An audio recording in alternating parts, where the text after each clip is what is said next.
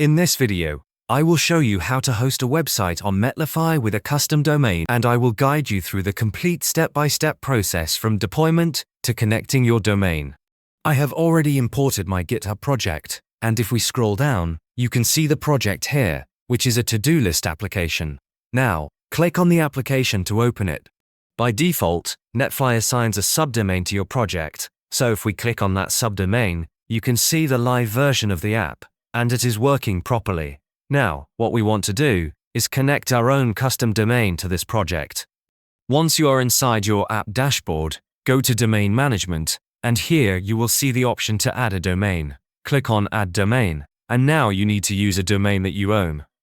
I am using Hostinger as my domain provider, but you can use any domain registration company. Go to your domain provider account, open your domain portfolio, and select the domain you want to connect. Then go to the DNS or name server settings, where you can manage DNS records. Before adding records, you can reset your DNS records to default if needed, and while that is resetting, copy your domain name. Now return to Netlify, enter your domain name with www, and click Verify. If Netlify shows that the domain is already registered, that means you own the domain, which is a good sign. Now click Add Domain, and you will see a message saying Awaiting External DNS. Click on it, and Netlify will show the DNS record details that you need to add. Keep in mind that DNS changes can take up to 24 hours to update. Now go back to your domain provider and open the DNS record section. Here you need to create a CNAME record. Change the record type to CNAME, copy your domain name, and paste it into the name or host field. Then copy the target provided by Netlify, which is usually something like apexloadbalancer.netlify.com, and paste it into the target field, then click Add Record. For most users, this step is enough.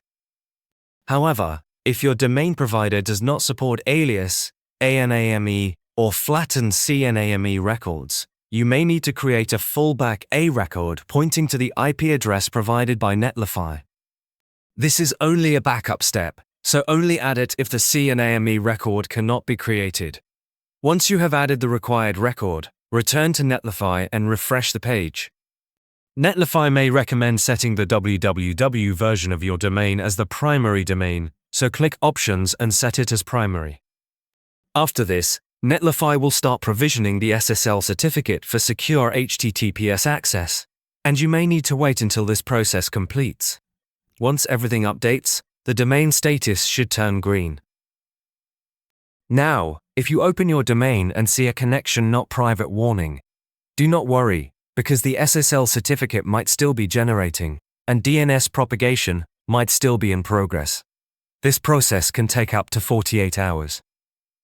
If you added the fallback A record earlier and experience issues, you can remove it because it is not required if the CNAME record is working properly. You can also check DNS propagation using a website like dnschecker.org by entering your domain name. If most locations show successful results, it means your domain is correctly configured, and you just need to wait for full propagation. After that, your custom domain will successfully connect to your Netlify project. Before we finish, let me quickly mention one important thing. There are some methods to do this without using a VPN, and I showed one earlier, but those methods can sometimes be unreliable, slow, or may stop working depending on your location or network restrictions.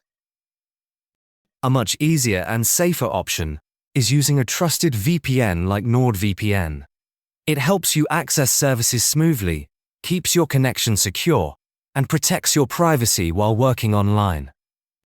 You just need to download NordVPN, sign in, choose a server, and connect, and you are ready to go.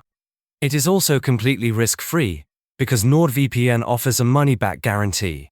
You can check the NordVPN link in the description.